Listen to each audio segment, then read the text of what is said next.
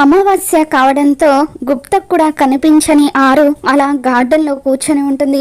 ఇక అప్పుడే గోరా ఆరుని బంధించడం కోసం అని చెప్పి అమర్ ఇంటికి వస్తాడు. ఇక అలా గేట్ లోపలికి గోరా రావడం చూసిన ఆరు భయపడిపోతూ ఉంటుంది.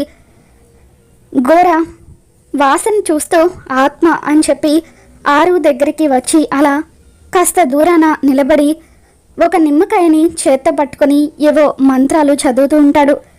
దాంతో ఆరు చెవులు మూసుకొని భయపడిపోతూ ఉంటుంది.